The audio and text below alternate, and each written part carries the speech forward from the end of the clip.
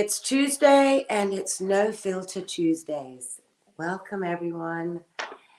So, I'm going to say this word that I hardly say. I don't say it often, but I'm very excited.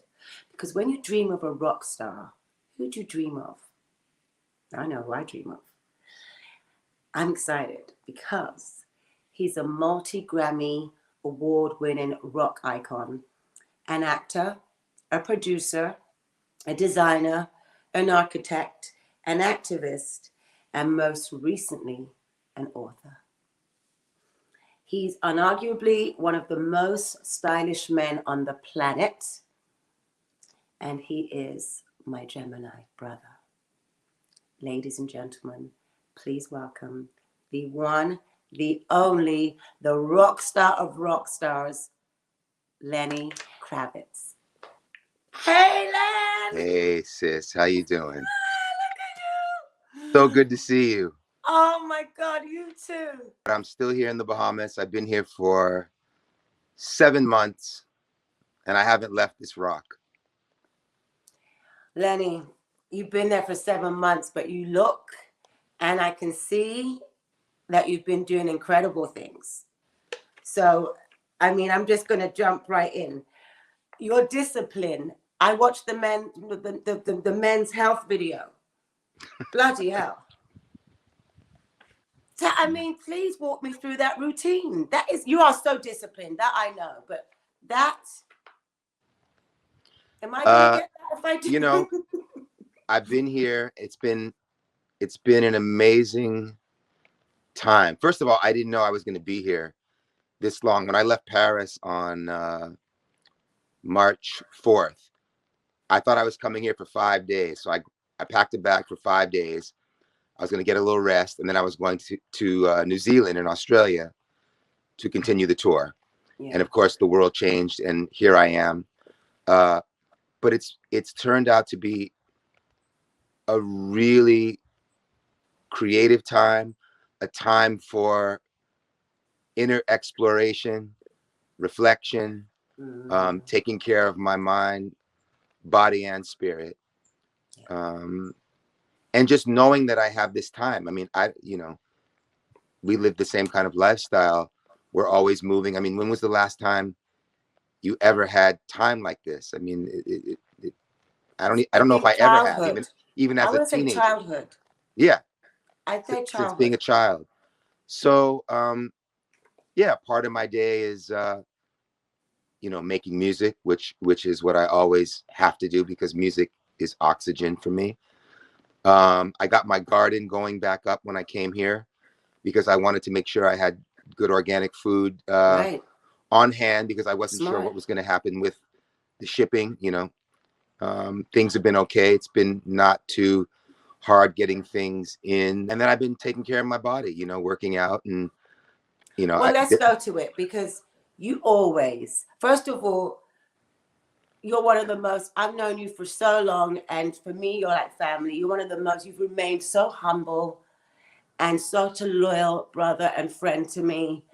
And you have always, since I've ever known you, been extremely disciplined.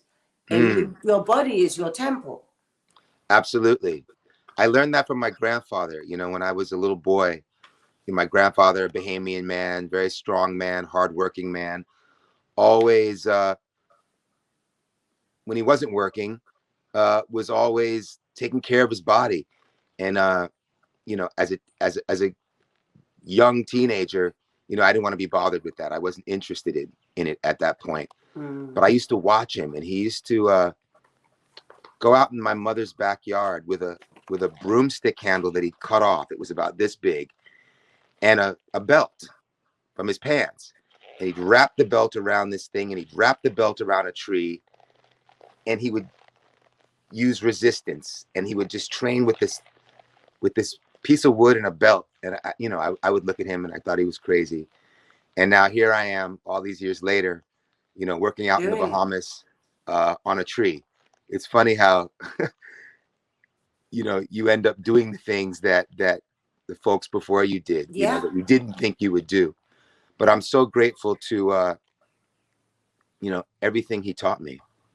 I mean, I really identify with what you're saying, because I Mm, found that during this whole quarantine for me, things about recipes and cooking and certain things, my grandmother told me Dettol, like, you know, when you're from the islands, we grew up with Dettol.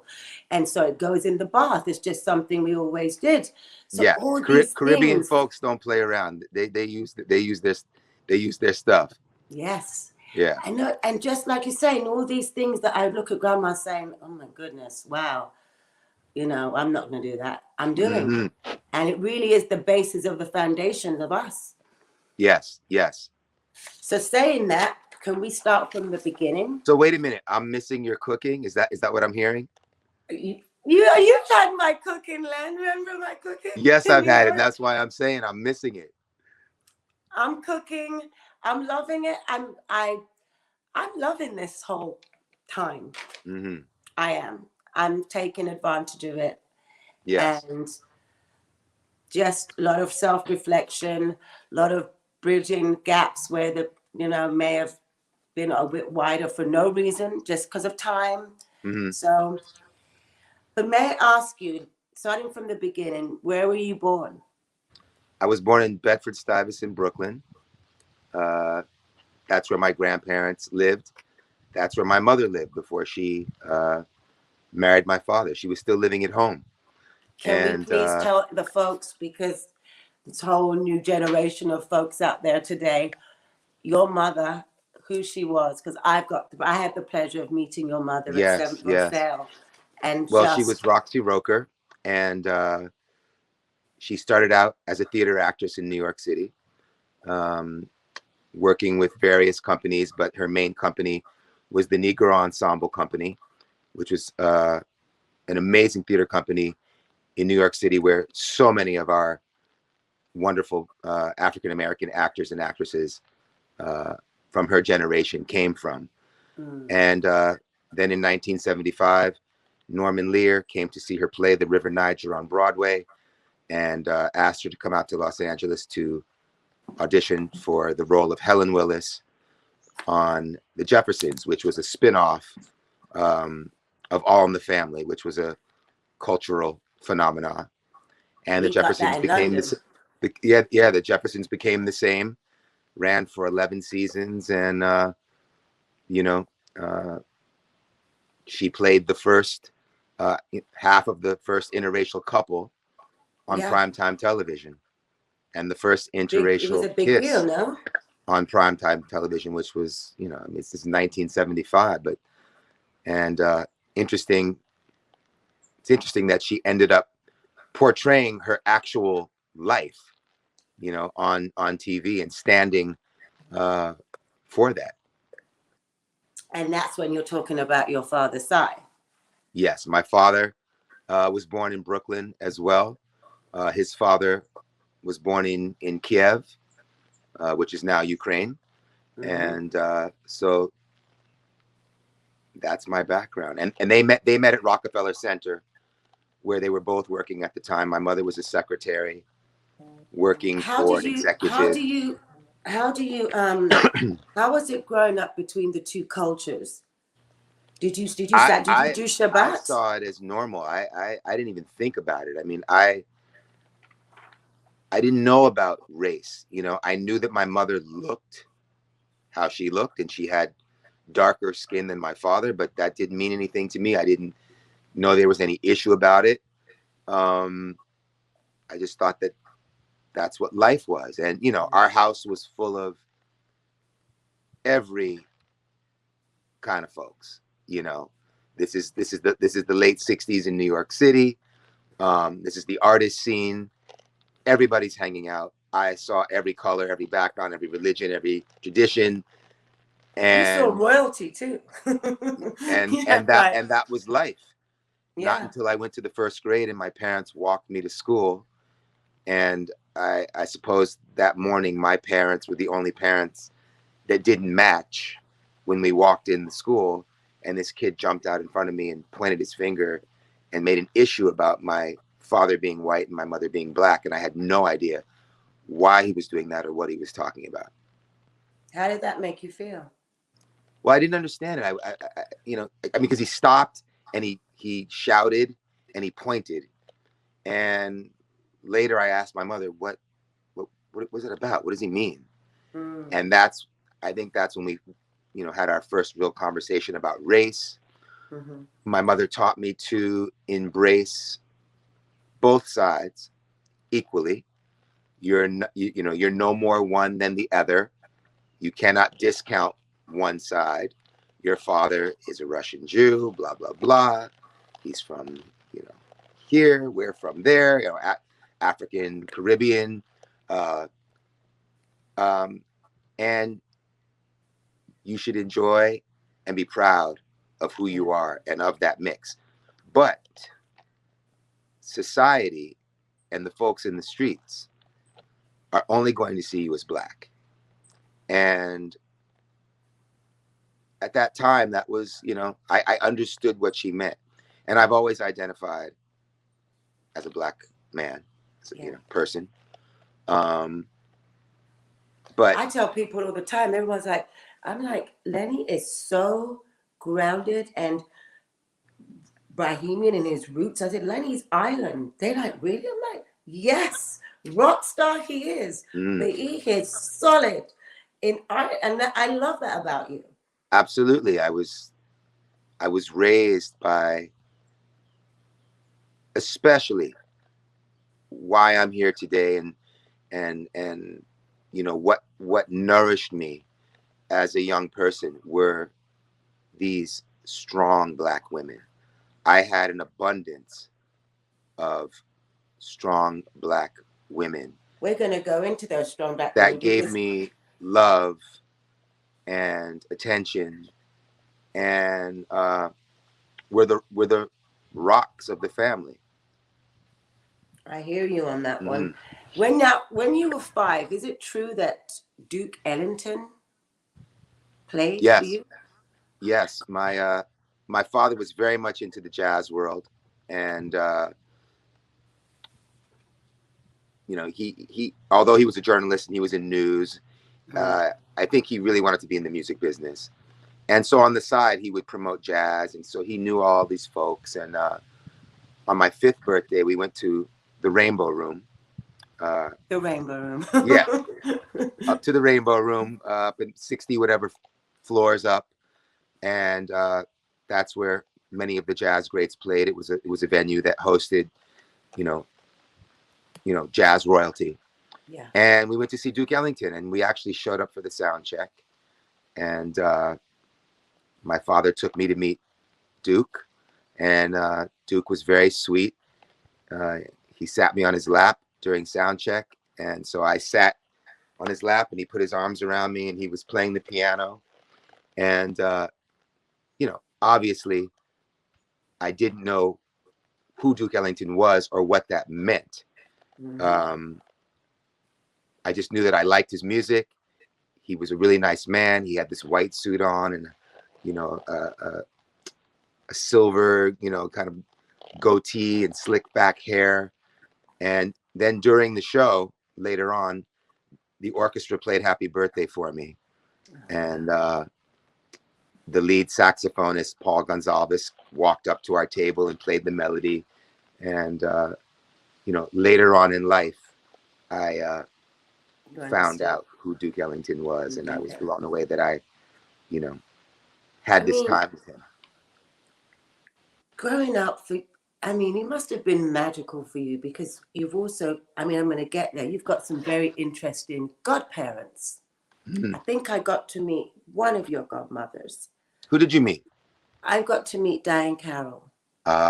Yes. With you in LA. We were up at the Sunset Sunset Tower. Room or whatever it's called in that hotel. Yeah. That's right, that afternoon. There. Yes, you did. And she was so thrilled and honored to meet you. Oh my God. And no, she really enjoyed that. I remember looking over, because you two were sitting on one end of the couch, and that was it. Y'all were gone for like an hour. You guys didn't look away from each other. You just Diane spoke. Carroll. And yes. And your cousins were lovely. Yes, your yes. cousins that came. Katrina and Lisa and everybody. Yeah. But then I understand you have another godmother. Yes, who just called me yesterday morning to check on me. Miss Cicely Tyson, Yes. uh, as I call her godmother. So And then you must have met Miles Davis too. yes, well, Cicely, I think my Cicely was doing a play, I believe, downtown called The Blacks. Uh, and my Cicely left to do something else. I don't know what it was. And my mother took her place. Um, and that's probably where they met. I don't know if they knew each other before that, but they became sisters instantly. And they have a very similar essence. Yeah. Whenever I see Cicely, I see my mother, and vice versa. Um, so yeah, I've known Cicely since I was born, or she knew me since I was born. And yes, she was with Miles, and so Sweet, Miles sweet, Davis sweet lady. was in our lives as well. Miles and I actually have the same birthday, May 26th. He's a gem too? Oh, come on. Absolutely. Oh, Yeah. so you then moved to LA. At what age were you when you moved to LA? I moved to LA when I was 11. Yeah. How was that going from such an, because it's a big, New Yeah, York, LA is. I didn't want to go to LA at that time. I was just about to go into the 6th grade. And so that my school went from kindergarten to 6th grade. So I was about to be at the top of the class. I'd been there all those years, and I wanted to graduate from that school. I'd been looking forward to that, but we had to go. The show was picked up after my mom initially went to go This shoot is the the pilot. Jeffersons. Yes. And so she said, we're going to LA. My dad didn't go right away because, no one knew how these things were going to work. Was it going to last a season, 2, Right. and then we'd end up coming back. So why make this big move? But I think we did 2 seasons. My father would come out and visit. And then after 2 seasons, my mother realized this show was a massive hit and it was going to go for years. So then my father moved. But I found it very strange coming from New York City. I'm 11 years old. I'm very independent, as New York kids are. Your mother teaches you how to take the subway, how to take the bus, how to get around. You're walking the streets. You're going to things and classes and the museum and whatever after school activities you have. And so we get to LA and we move to Santa Monica. We're on 4th and Ashland, on the corner of 4th and Ashland, 4 blocks from the beach. And I wake up the next morning, because I think we arrived in the evening, and I look out the window and there's nobody on the street. Never seen anything like that, because in New York, you walk out of your apartment and the world is at your feet. So I found it strange, and also the public transportation wasn't the same, so you had to depend on a parent or an adult to take you around. But I ended up meeting kids at that time. Skateboarding was becoming very popular, so I was around for the whole birth of that Dogtown Z-Boys culture, and I started riding a skateboard, and that became my mode of transportation, as well as fun. So now, in education so you knew then you wanted to be in music? Yeah, I knew from the time I was 5, and especially from the time when I was 6, 1 year later, my dad took me to the Jackson 5 concert, which was my first concert at Madison Square Garden, and that was it. I knew I wanted to be making music, performing. I didn't know how, what, obviously, but. Did you tell your parents? Yes. And how did they respond? They supported you, right? Always very positive. I mean, yeah, my mother, they're both in the arts. Of course, education, was first, but they always supported that. I went to classes at the Harlem School of the Arts. Yeah. Uptown. And took some So guitar classes, you know. I was so always going cut to, back to Beverly Hills. So now you had more of an arts there than the Dorsey, so you chose Beverly Hills. right. And that is did you start a band there or I I I would jam a lot with people. You know, I took about as many music classes as you could take. I was in the right? orchestra, I was in the jazz band, I was in the marching band, I was in the choir, you know. And just before going to Beverly, um, I had done 3 years in the California Boys Choir, which was a boys choir that my mom had me audition for uh, when we got to LA, because she was concerned uh, with me, you know, hanging out in the street too much, Yeah, she wanted to because keep you she occupied. she she was extremely busy. You know, she's filming this show, she's rehearsing every day. She had a very uh, busy schedule, so she had a girlfriend whose son was in this choir, Yeah. classical choir. Thought it would be interesting for me since she knew that I was into music. I auditioned, I got into the training program, I was trained, and then I graduated into the concert choir. And then next thing I know, I'm performing at, you know, the Hollywood Bowl with the LA Philharmonic, and What? I'm singing with the Metropolitan Opera. I'm doing, you know, did about 15 different operas, from How Carmen fantastic, to Lenny. Magic Flute to Tosca, Cavalleria Rusticana, Mephistopheles, blah blah blah. I'm recording with Zubin Mehta. I'm doing all of these incredible things in the classical world. And then when my voice changed, I graduated out of that choir. They call it graduating, but basically you get kicked out because your voice changes. And now I'm Changes. at Beverly, and I'm doing all of this music. I'm playing uh, in these bands, and I'm jamming with friends. But I hadn't put a band together Yeah. until the very end of high school. Right. Now this high school, Beverly Hills, Hmm. there's a lot of people that we know now Yes. that it's like your class seems to have just produced like really talented and creative people. Yes. I mean, I went to school with Slash uh, from Guns N' Roses. I went to school with Nicholas Nicolas Coppola, who Cage. became Nicolas Cage. Right. Read Maria that. McKee, musician. I mean, all kind. Gina Gershon, all kinds of folks. Yeah. Professionally, I saw you I saw you at Roseland when you were with married to Lisa, and you just had Zoe. But I also then we did Versace together at the Armory, That's the first time and then we really, and we it worked. was That's right. incredible. And it's You were funny, people playing, don't, and we got to walk while you're playing. Only Versace ever did that. which It I was thought like, was so. I remember Gianni calling me and saying, "Okay, we're gonna do this show, and you're gonna be on the stage, and you're gonna sing and perform with your band, and the models are gonna walk by, and they're gonna interact with you." And I thought, what? And funny how people don't realize that he invented that concept of a musician on stage during a fashion show, which of course everybody started copying afterwards, and it became a yes, standard. true Uh, that.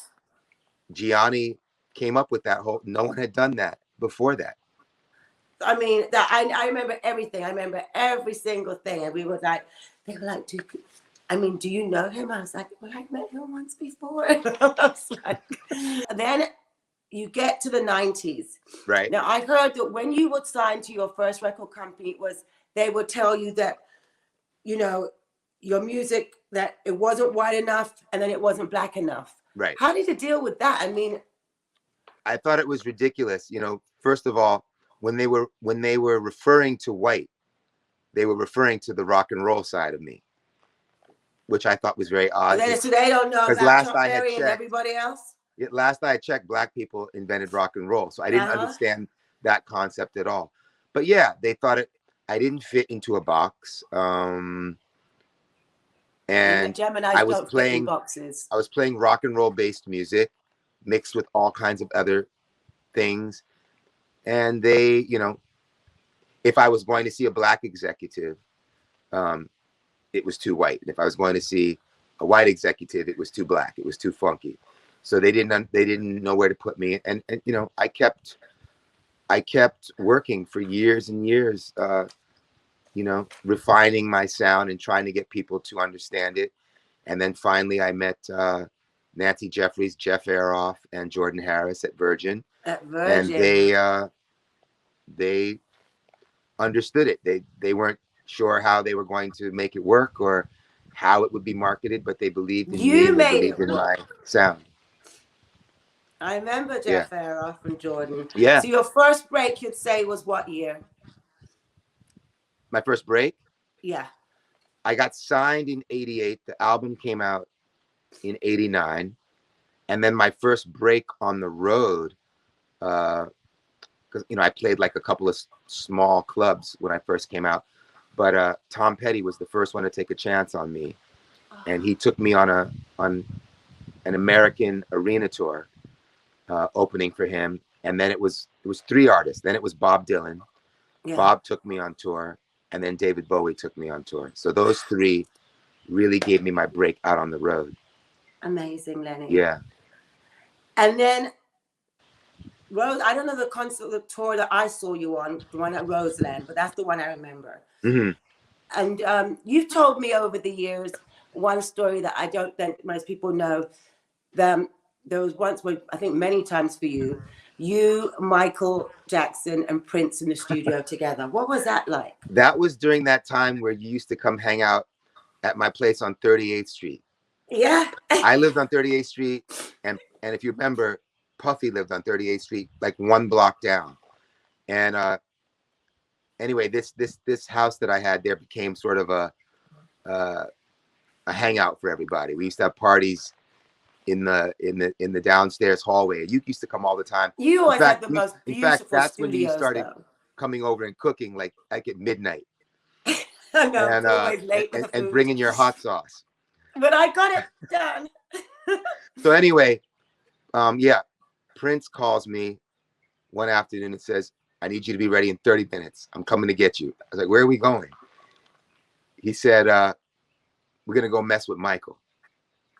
And I thought, okay. So Michael at that time was held up at the Sony studios, and he had the whole place booked out. And Prince and I went there, and we hung out with him all afternoon and just had fun, made fun of each other, laughed, you know, hung out.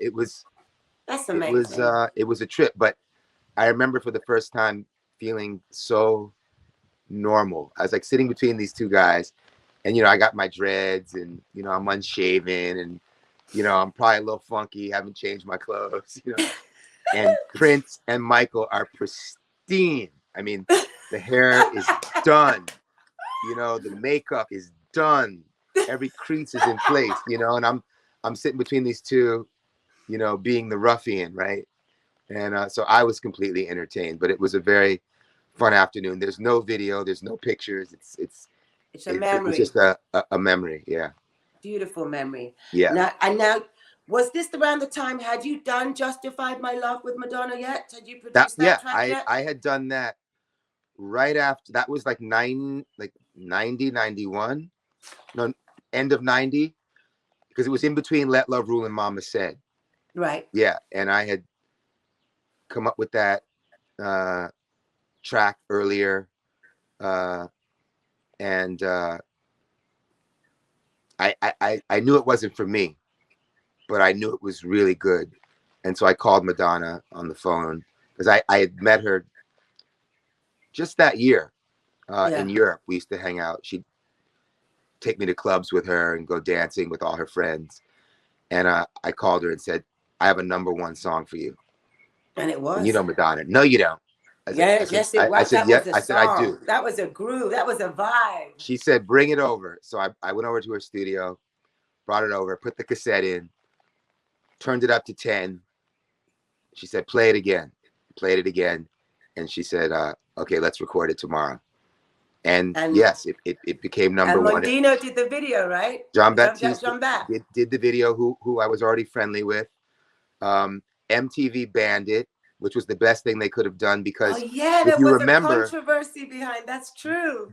And you look at it now, it's like, what, you know?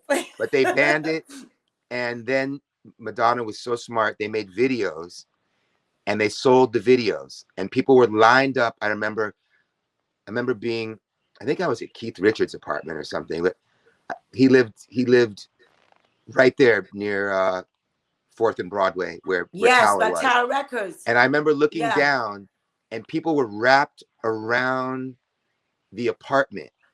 I mean, the apartment, sorry, wrapped around the building. Yeah, because it was right there. To buy these videos. And that was happening all over the country. Very And smart. each video counted as a single. And the thing, you know, sold 1 billion copies and was #1 for so long. And, you know, But yeah. I mean, okay, but what about you? You have been one of the only ones, and it's a record, to have 4 rock icon Grammys consecutively, one after another. Yeah, rock vocal performance. Yeah. Yeah. Yes. And Let's talk about that. I'm like, grateful. I'm grateful. I wasn't there to get one of them. Were you on tour? I was never there for those 4 years. I was always on the road when the ceremonies took place. I would get these phone calls, you know, late at night, or if I was in Europe in the middle of the night, saying that I'd won. I remember Zoe calling me one year. You know, she was small and she was like, "Dad, you won." You know, and I was excited. You know, but that the record at that time was for 2, and so I was 4 years in a row I got that. How proud are you of your Zoe, Lenny? Oh my God, oh my God, my daughter makes my heart smile. I mean, you know, she's very special, and and she also knew what she wanted to do. Remember, she knew. Oh yeah, and you know, I didn't think she was going to get into the arts actually at first, because I guess because growing up with her mom, and of course then moving in with me when she was 10 or 11, you know, she was around all of it, and it was so much, and it was in her face, and it was probably a burden in many cases. I mean, you know, when she went to school, she never told kids who her parents were, and then when they would find out, she would be upset about it. She didn't want the attention. No, but then was a one day she said, I think I want to act, and you know, she found I remember when she told me, I was like, okay. She found an agent, School of the Arts. Her first movie was with Catherine Zeta-Jones. It was like one scene in this movie called No Reservations, and then she did a movie with Jodie Foster after that. Her choices have been phenomenal. Really and then great she took choices. off, and she's been working ever since. And Catwoman. Now she's in London, filming Batman, and she's playing the role of Catwoman. Makes my heart smile. Your book. Mm-hmm. I mean, did you start this book before? Had you planned to do it? And now that we had this quarantine time, you said to myself, let me just do this. I'd been working on it for the last few years. I started, I stopped, I started, I stopped. I wasn't sure. At one point, I almost just threw it away and just said, I don't want to do this. But I took the challenge, and because I'd never thought about doing a book, but I met David Ritz, who's a brilliant writer, who's written, you know, so many books that I've read. And that the title of your book, Lenny, is Let Love Rule. And he said, you need to write a book, and I want to help you write it. And I said, I'd never thought about it. I didn't want to do it. He convinced me. I did it. And I'm so glad that I did, because as it turns out, it was the best form of therapy I've ever had in my life. That's what I keep hearing. And that's what I got from it. I'm happy that people are enjoying it. I'm happy that the New York Times is saying wonderful things and people are reading it. And you've gotten great reviews. Mine's on its way. Okay. Yeah, but what I got from it was healing, especially when it comes to the relationship with my father. That was difficult. We loved each other, and we made peace before he died. We made peace, and we're in a beautiful place. But we had a very challenging relationship most of our lives.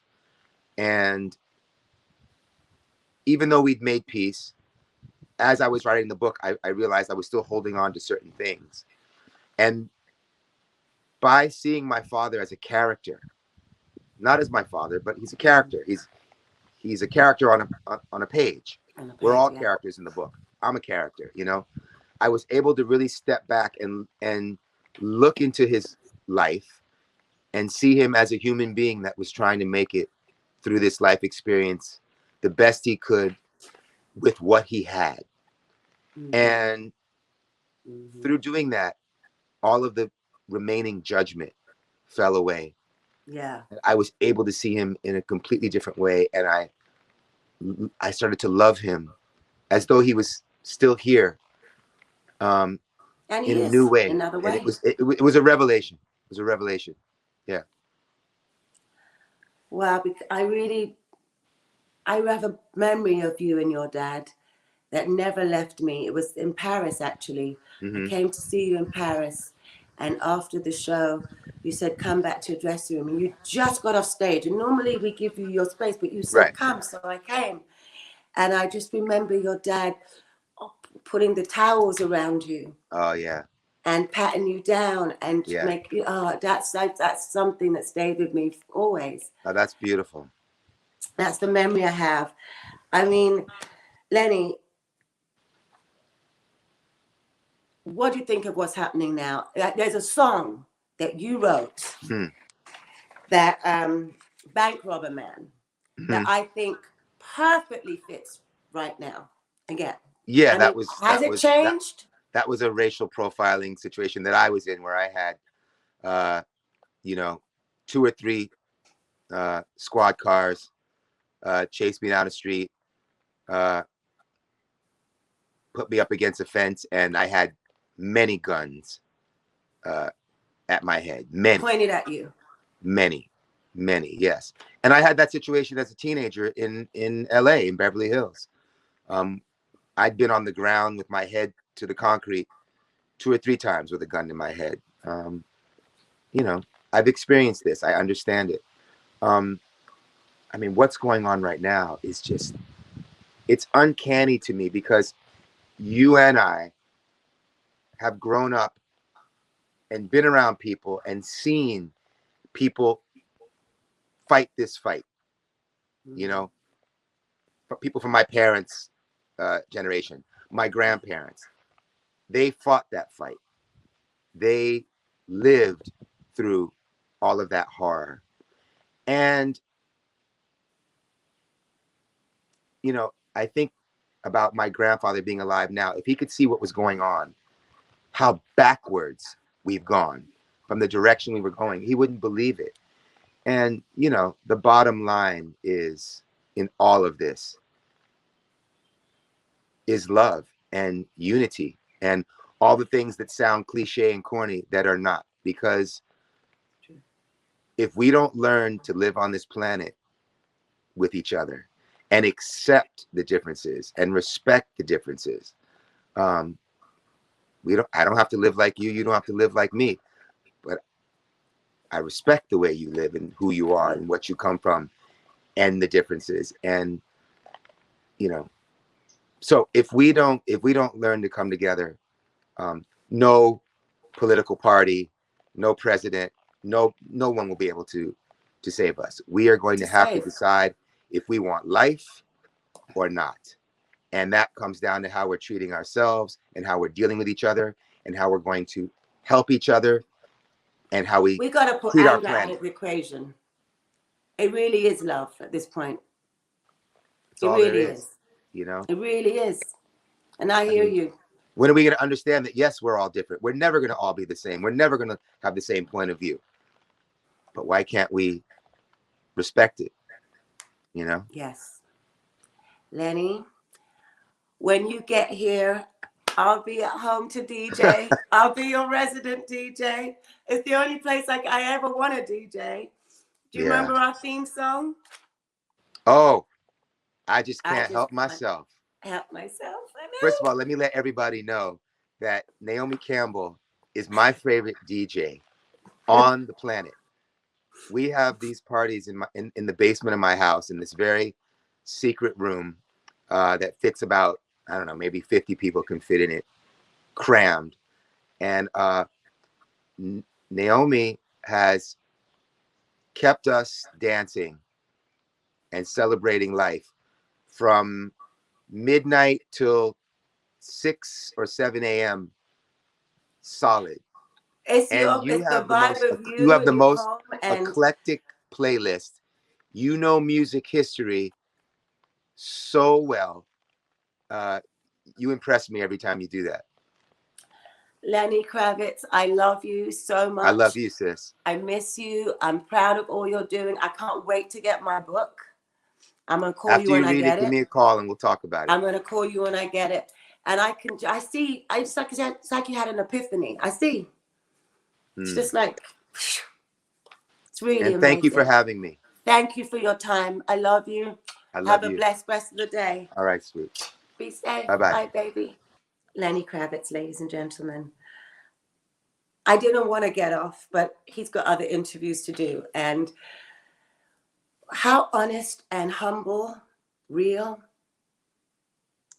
See, there's many stepping stones. You don't just become famous. And what is the word famous? You want to do what's your passion. You want to do what you feel deep inside of you, not what someone tells you to do. But how great is it when you feel and know what you want to do at a really young age and you have the support of your family and friends. For me, doing No Filter, I learn something each time I speak to, whether it's people I know for a long time or whether it's people I've never met before. But I enjoy sharing it with you, and I hope that you enjoy watching them. So like Lenny says, we have to learn to love each other and we have to learn to respect each other. I hope you enjoyed this episode of No Filter with Lenny Kravitz. Please like and subscribe to my YouTube channel and see you next week. Thank you.